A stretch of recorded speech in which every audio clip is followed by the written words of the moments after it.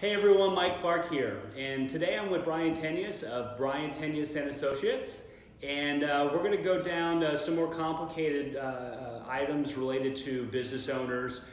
There's a lot of changes in the most recent tax law, and Brian's certainly the guy to talk about it. So, how you doing? I'm good. How are you? I'm good. I'm good. Thanks for joining me today. So, the big thing is the qualified business income deduction. So, first off, what the heck is that?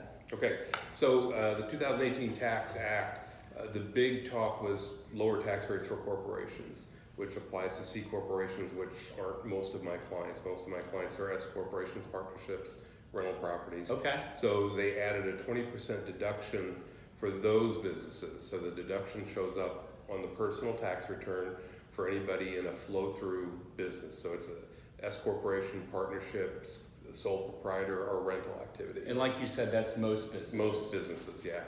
So the IRS allows them to take a deduction up to 20% of the profit, the net income from that business on their personal return, which applies to any business, but there's some income limitations and there's some other limitations that come into play that make it pretty complicated. Okay. So I'll try to go over those briefly. Yeah. And then, Complicated's your thing. No, not really. So the first limitation is for people in certain industries, specified service trades or businesses, which are your professionals, your doctors, your investment advisors, accountants, attorneys, engineers, professional athletes. Anybody who falls in these categories, there's an income limitation. So wait a second, you're putting me and doctors in the same category as professional athletes? Yeah. Yeah. First time Yeah. ever right there. I've seen you play soccer, you're okay. Right. So these individuals, once their taxable income gets to be $315,000, the ability to take this 20% deduction starts to phase out. Phases out from $315,000 to $415,000 of taxable income, right, which is a little unusual. Most of the limitations are based on adjusted gross income or modified adjusted gross income. This is on taxable income, which is good because it's a lower number. Why do you think that is? Just out of curiosity. I don't know. I'm trying to ask you to pick the brain of the government, and that's hard to do. Hard to do. Okay. So as they're, again, these professionals, I think the definition is something of that it's a business where the primary asset is the ability to do the work of the professionals, the owners, and employees. So as their taxable income exceeds $315,000, that 20% deduction phases out. So that's something we have to kind of be aware of. There's another phase out for anybody not in that category, which is any other business, and that is at $315,000. Over that, they have to look at first the 20% deduction, and then they compare that to 50% of the wages they pay, or 25% of the wages they pay, plus 2.5% of their unadjusted assets, buildings, furniture, equipment, all that stuff that's in the business. So it's a weird combination, but you look at the two numbers, and whichever is higher, we compare that to the 20% deduction, and then we deduct the lower of the two. So, interesting. Real quick example, an individual who makes $500,000 a year taxable income, has a rental property that costs them $200,000. Yes, yeah. So they're probably not paying any wages. Most rental activities don't. No. So the first limitation doesn't apply. So then we're looking at 2.5% of the $200,000, which I think is $5,000. So if they're making $50,000 profit on their rental, 20% is $10,000, but it's limited to a $5,000 deduction for the QBI. So. Okay.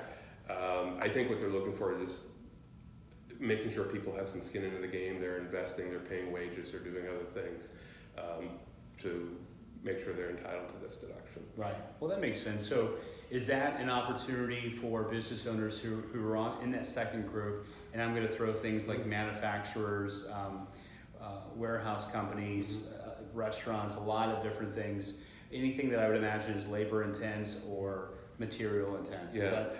Yeah, and they're typically larger companies who are making more than $315,000 are typically going to have more employees. They're going to have the wages. The limitations probably won't apply to them, but we've seen it with successful self-employed people who don't pay wages to other people and have a lot of income, they're not able to take the deduction. That's kind of one category that.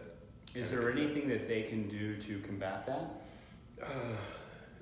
Nothing that makes sense. I mean, if you pay wages to somebody, then you qualify for the deduction, but then you're paying people wages and paying taxes on that, and it is what it is. Unless you structure your business maybe as an S corporation and pay yourself wages. We like that anyway. We like the S corporation for self-employed individuals. We think it's a good tax saving technique, but it also does give you a little bit better advantage of taking the qualified business income deduction. And I would say that's one thing that I have, and Brian helps me with. Brian is actually my CPA, and I have an S corp per his guidance. So I know it's common with high income individuals, doctors, just successful entrepreneurs that because they've achieved that wealth. Sure, they invest some of it with someone like me, but it's also common for them to own another business. So when you have various types of business, can you talk about how that's impacted by the qualified business income deduction? Sure, we look at each business separately. Their medical practice is part of the specified service, trade, or business. And it's a mouthful. Yeah, I know it is. It took a long time to memorize that. You practice that? I did practice that. Good. So we look at that business, and if their income's above the thresholds, they probably don't qualify for the deduction. But if they have another side business, if they have rental property, a lot of doctors are involved in surgical centers or ambulatory centers. And I did some research for a client this past tax season who was invested in both. The surgical center income didn't apply because it's medical related. The ambulatory business did apply to the qualified business income deduction because it's not doctors and nurses performing medical service. It's more, it's a separate business. So we were able to get it for that business, but not for the medical practice. So it's complicated, is what I'm understanding. It's very complicated. Yeah, which is good for you. Yeah. Job security, right? Sure. Yeah, there's a little bit of job security. Job security. Please note that everything discussed today is meant to be for educational purposes only. Brian Tenius and I do not know you, let alone your situation, so nothing should be construed as investment or tax advice. Thanks.